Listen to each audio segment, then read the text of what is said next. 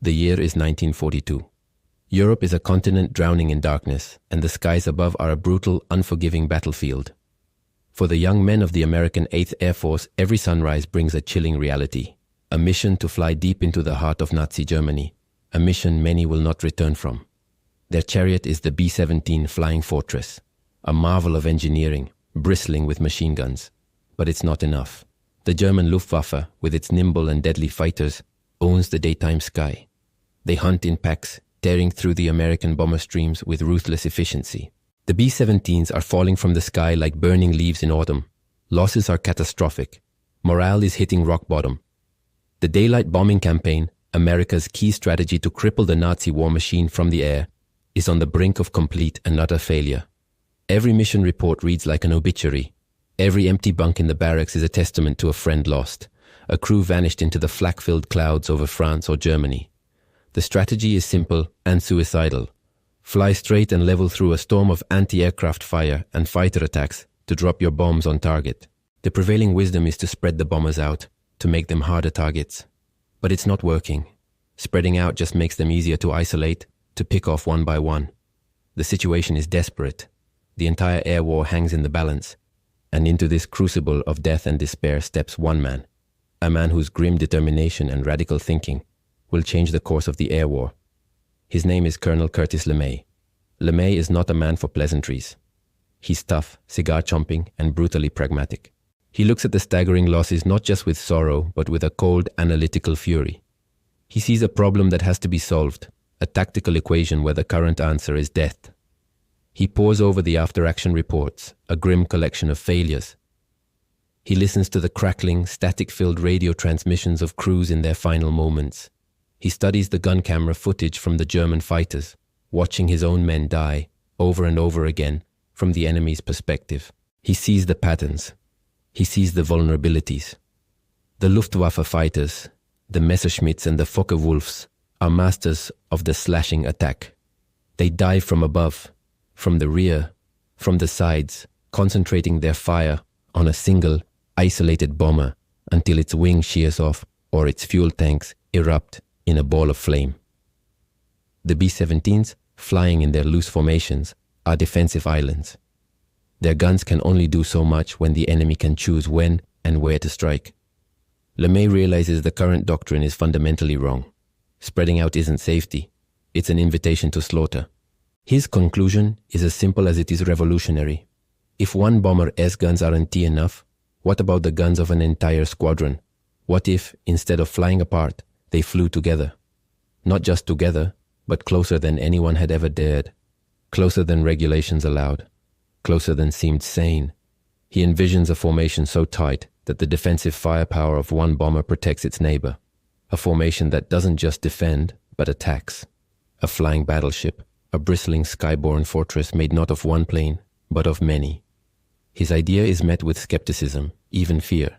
Pilots, already wrestling with the immense challenge of flying a 4-engine heavy bomber, are now being told to fly wingtip to wingtip with other massive planes in the freezing, turbulent air thousands of feet above the earth. A single mistake, a moment's inattention, could cause a catastrophic mid-air collision, achieving what the enemy could not. But LeMay is relentless. He drills his crews without mercy over the cold, damp fields of England. He is a harsh taskmaster because he knows what awaits them over Germany is far harsher. He pushes them to the absolute limit of their abilities. Slowly, painstakingly, the formation takes shape. It's not a simple V-shape or a long line. It's a complex three-dimensional structure, a staggered, stacked box of airplanes. The lead element is at the bottom, with two more elements stepped up and back, one on each side. Bombers are stacked vertically and laterally, a dense cluster of aluminum, steel, and courage. The theory is beautiful in its lethality. The blind spot of one B-17 is now covered by the guns of another. A fighter diving from above and behind on the lead bomber would find itself flying directly into the concentrated machine gun fire of the bombers in the higher elements. An attack from the side would be met with a wall of lead from the entire length of the formation. They call it the combat box. It is a formation of interlocking death. On December 6, 1942, the theory is put to the ultimate test. Over the icy English countryside, 18 B-17s of the 305th Bomb Group climb into the winter sky, But this time they don't string out. They pull together, tighter and tighter, until they form the box. A terrifying, magnificent sight. Imagine you're a Luftwaffe pilot, scramble to intercept the incoming bombers. You've done this 100 times. You know their weaknesses. You climb to your preferred altitude, position the sun at your back, and prepare to dive on the straggler, the weakest link in the chain. But as you roll in for the attack, you see something new. Something that makes the hair on the back of your neck stand up. It's not a scattered stream of bombers. It's a single massive entity. A dense geometric shape that seems to bristle with menace. You press the attack, diving towards what looks like an opening, but suddenly the air around you explodes. Tracers, like angry red hornets, zip past your canopy from directions you didn't expect. Not just from the plane you're targeting, but from the ones above it, behind it, beside it. Each B-17 carries up to 13 50 caliber machine guns, heavy weapons that can tear through the thin skin of a fighter with ease. An 18-plane combat box formation means over 200 of these guns can be brought to bear, creating a 360-degree field of defensive fire. It's like flying into a meat grinder. The German pilots, accustomed to picking off B-17s with relative impunity, are stunned.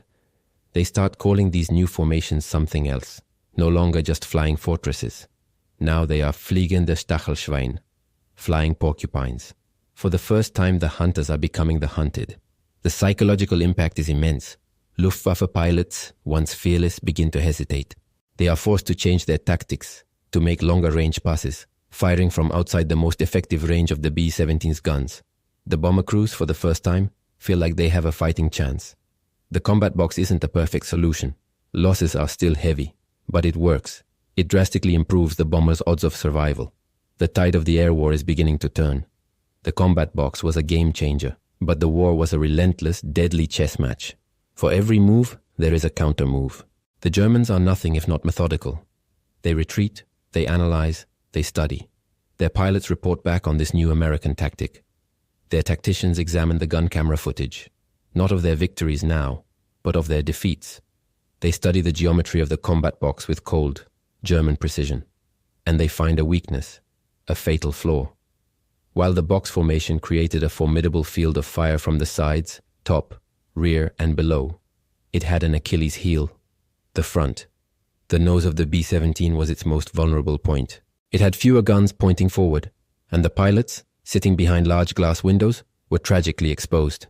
The German solution was as brutal as it was effective, the head-on attack. German fighter groups were retrained.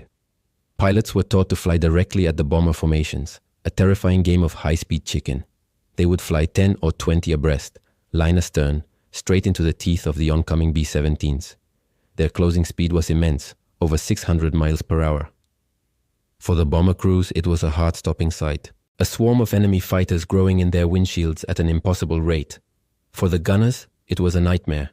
They had only seconds to acquire a target, lead it, and fire before the fighter was either on top of them or had flashed past.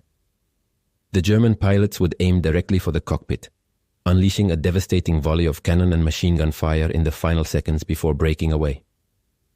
The results were catastrophic. A single, well-aimed burst could kill the pilots, sending the 30-ton bomber spiraling out of control, often taking his neighbors with it as it fell through the tightly packed formation. The skies over Germany turned red once more. The era of the flying porcupine was met with the terror of the head-on attack, and a new, even bloodier chapter in the air war was about to begin. The chess match continued, with each move paid for in the lives of brave young men. The story of the combat box is a powerful reminder of how innovation, born from desperation, can change the course of history. It was more than just a tactic. It was a symbol of collective courage, of trusting the person flying next to you with your life. These crews, flying into the heart of enemy territory, created a shield for one another, forged from steel, firepower, and an unbreakable bond. But it also shows us that in the brutal calculus of war, there is no final victory, only a constant deadly struggle to adapt and overcome. The lessons learned in the skies over Europe at such a terrible cost would go on to shape air combat doctrine for decades to come. Thank you so much for joining us on this journey back in time.